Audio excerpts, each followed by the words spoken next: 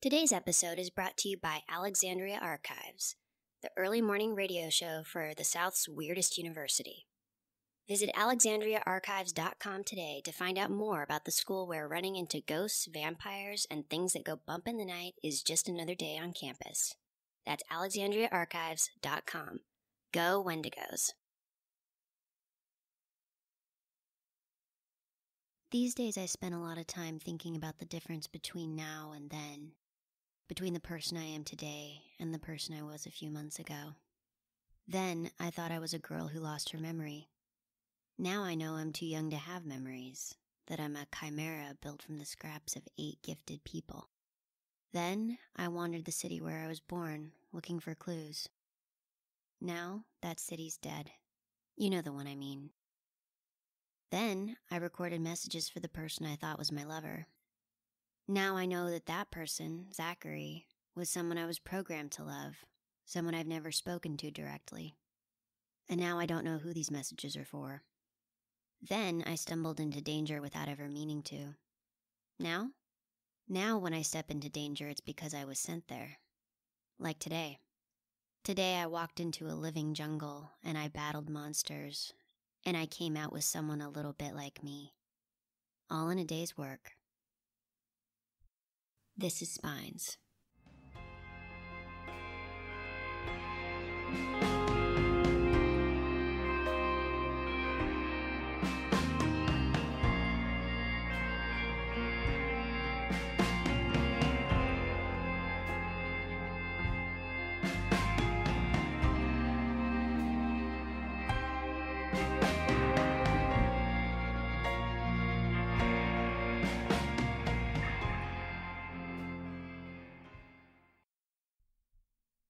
I lied a minute ago when I said I didn't know who these messages were for. They're for my kind of people.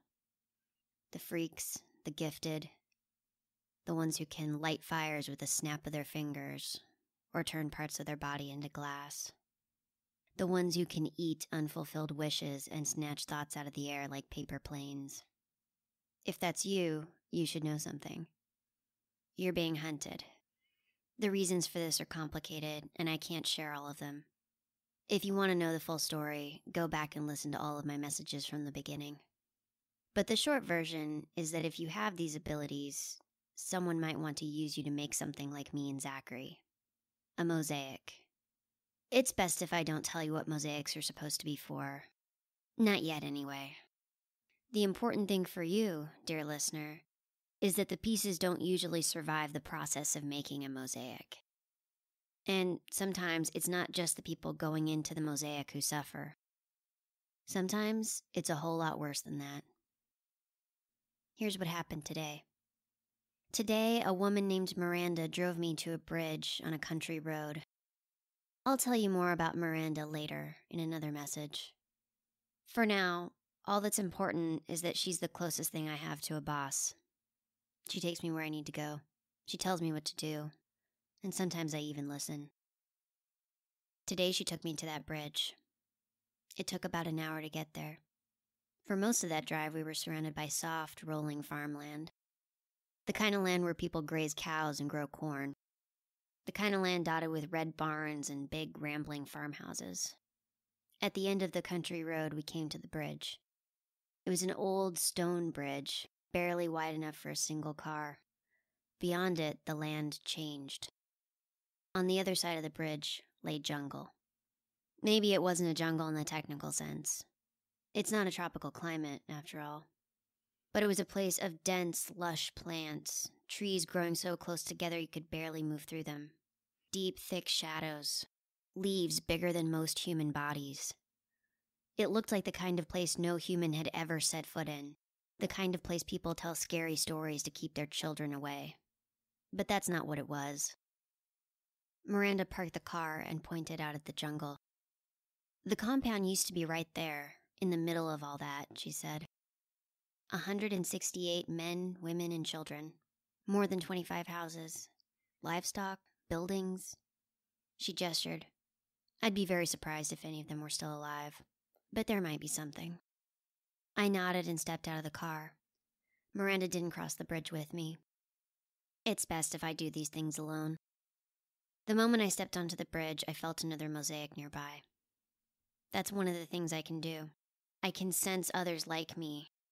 It's like magnetism. I crossed the bridge and went into the trees, and they sighed and pulled back from me.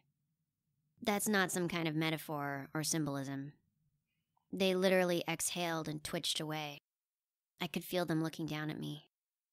A little path opened up, just wide enough for me to walk on, but the trees loomed close on either side.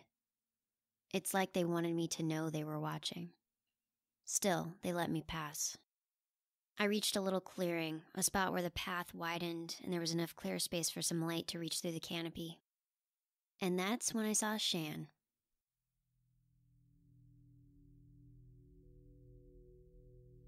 Things you should know about the Seekers. Once upon a time, there was a man who saw the human genome. This man lived long ago, long before electron microscopes and fancy lab equipment and all the things we can use to see DNA today. He just saw it with his eyes. That was his gift. A strand of hair, a particle of skin, a beating human heart. This man saw deep down into these things, saw what gave them their shape. Over time, he came to understand what he saw. He learned to recognize the things that make eyes brown, or hair curly, or bones brittle.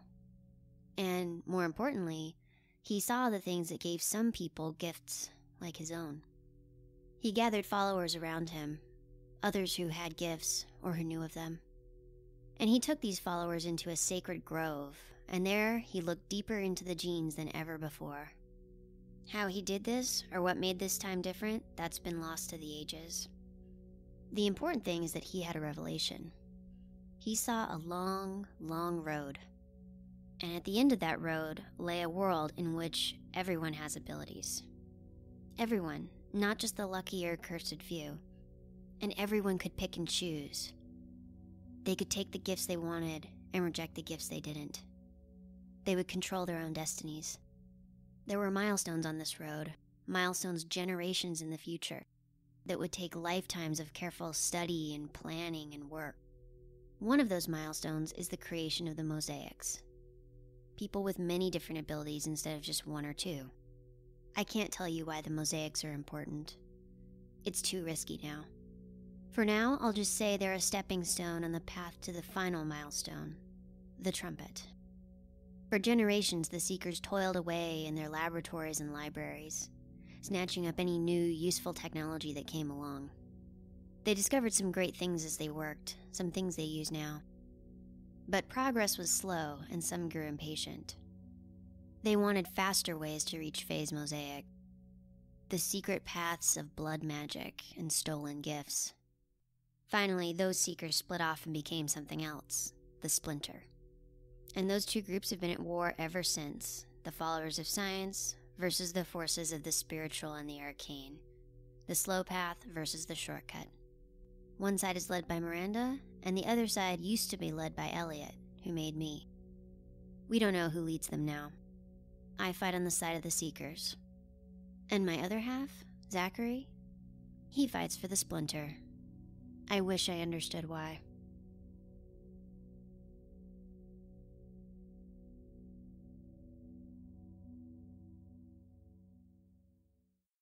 How to describe Shan. They're about 6 feet tall, slender, with hair so black it's almost blue. Almond-shaped green eyes. Light brown skin with a greenish cast to it. Not what people usually mean when they say olive-skinned. Something brighter than that. Male jawline, full feminine lips, a body halfway between with some muscles and some curves. And, well, there's no other way to say it. They're beautiful.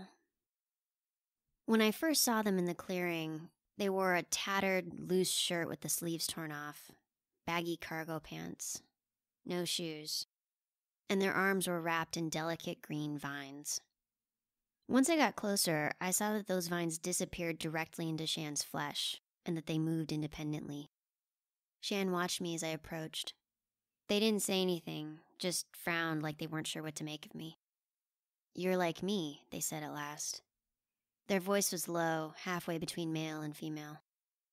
That's right, I said. My name's Ren. I'm what's called a mosaic, like you. Do you know what that means? To be a mosaic? Shan frowned. I don't know. But I know I was made, not born. They gestured around at the trees, the plants, this jungle in the middle of farmland. This happened when I was made. I don't remember it, but I can see, in a way. I asked, what about the people who created you? Are any of them still alive? Shan shook their head. No, they didn't know what they were doing. And then they pointed up at some of the tall, gnarled trees surrounding the clearing. It took me a minute to understand, but then I saw the shape of a torso in the bend of a branch, hands pressing to get out of a trunk, flecks of red on the leaves. What about your other half? I asked. Shan cocked their head and frowned. Mosaics are always made in twos, I said. One man, one woman. Even though, as I said that, I knew Shan was neither. Then Shan smiled. Ah, maybe that was what was supposed to happen. 2 separate ones. But there's only me. And they gestured up and down the length of their body, and I understood. My name's Shan, they said. I don't know where that name came from. I just know that's what it's supposed to be. I asked Shan what else they knew. They hesitated, and then they gestured for me to follow them along a path, deeper into the forest. Here, I'll show you. They walked barefoot. Whenever they took a step, I could see that the soles of their feet were dusted with gray-green lichen. They took me to another clearing and pointed up. There, they said. It took me a minute to figure out what they meant. Then I saw a withered husk, like a giant seed pod as big as a person. It hung from the tallest tree I'd seen yet, and it was split open and dried out. Is that where you were born? I asked. Shan nodded. Oh, lucky you, I thought. I was born in a kiddie pool. I asked, how do you know this if there's no one left? Who told you about where you came from? Shan held up their hands. Their fingertips had tiny tendrils of moss or lichen, like on their feet, almost too small to see. But they flexed and moved. It's one of the things I can do. Anything I touch, I see its history. I touch that pod and I see how I was made. They shivered a little, then shrugged. I see how the ones who made me died. I see the ones I'm made from. I see the ones who killed them. I told Shan I understood. They looked a little angry for a moment. I doubt that, they said. So I held up my hand and told Shan they could touch. Go ahead, I said. Take a look. So they did. I didn't see anything, just felt the light, cool touch of their fingertips on the back of my hand. But whatever Shan saw made them shudder and gasp, made their eyes change color from green to violet. I suppose you do understand, they said after a long moment. I asked Shan if they wanted to come with me. If they wanted to understand more about where they came from and why they were created. Their eyes widened. Oh yes, they breathed. That's all I want. Okay, let's go then, I said, turning toward the path. Shan didn't follow. You don't understand, they said. I started to feel a low rumble in the earth, a weird buzzing in the air. I want to leave, but I can't. The forest won't let me, Shan said. And then one of the trees uprooted itself and lunged at me.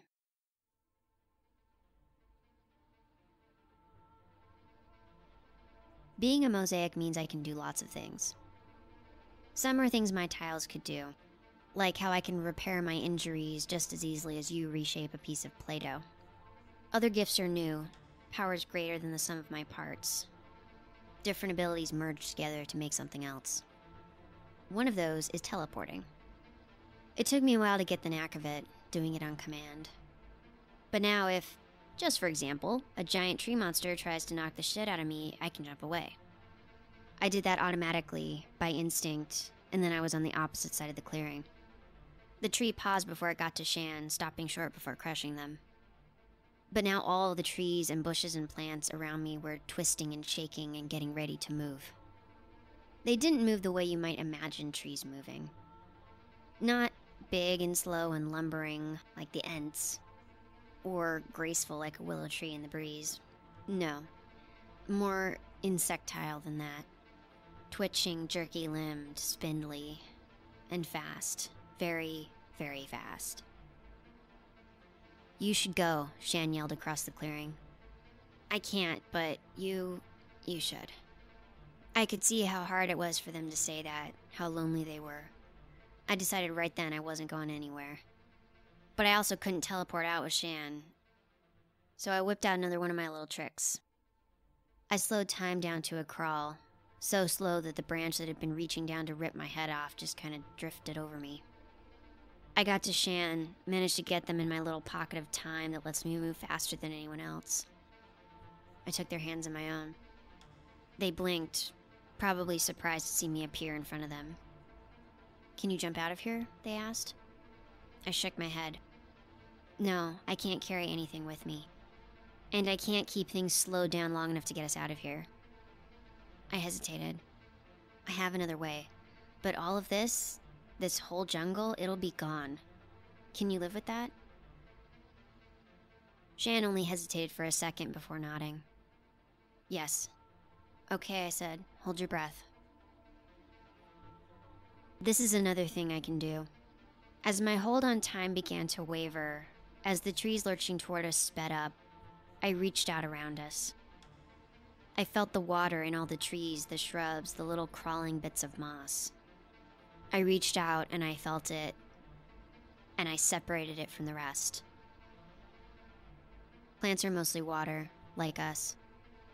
There's really not much difference between a tree and a human body when you get down to the molecular level. When you can pull apart different molecules and elements like I can. I pulled all that water out of the forest, and at the same time, I pulled a bubble of oxygen out of the air and wrapped it around us. It took me a few weeks to master that trick, separating out different kinds of molecules at the same time. But good thing I did, because pulling the water out of an entire forest at the same time meant that Shan and I were suddenly at the bottom of a lake. It hurt, the sudden pressure of millions of gallons of water pushing down on us. Shan screamed and clutched at their ears.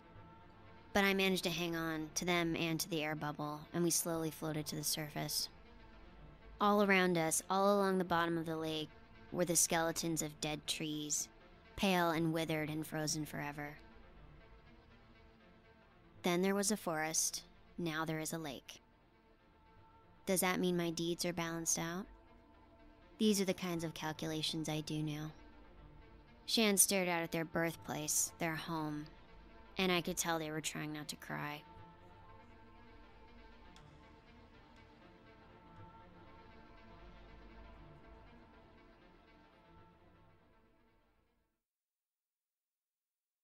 We reached the surface and broke through. A calm, quiet lake stretched out in all directions, as if it had always been there.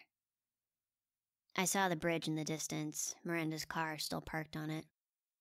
Water lapped along the edge, but she hadn't been submerged. I'd been pretty sure before I pulled out the water that it wouldn't be enough to submerge her or the town down the road, but I was still relieved to see her. She got out of the car and watched with wide eyes as we swam over. "I didn't realize you had that kind of range, Ren," she called out. I could tell she was already making a mental note for my file. That's how Miranda works. No time for wonder. "This is Shan," I told her as we climbed onto the new shore. "Shan, this is Miranda."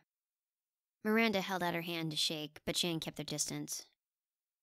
"I remember, from when I touched your hand," they said, staring coldly at Miranda. "She's a seeker. She's responsible for this." "That's true," I said. "It's true, but she's trying to make it right. All the seekers are." "You can work with us too, Shan. We can help each other if that's what you want," Miranda said. She'd said the same thing to me months earlier. I wonder if Shan had seen that. They didn't look at Miranda. They looked at me instead. "You can go wherever you want, Shan," I said. "You can leave. Or you can trust me and come with us." I held out my hand. Shan stared at it for a long time. I could see thoughts moving behind their eyes, slowly changing back to green from violet. They seemed angry, almost. Then something changed, and they took my hand. Miranda drove us away then. Away from a lake that was never supposed to be. Away from the graveyard of a murdered forest.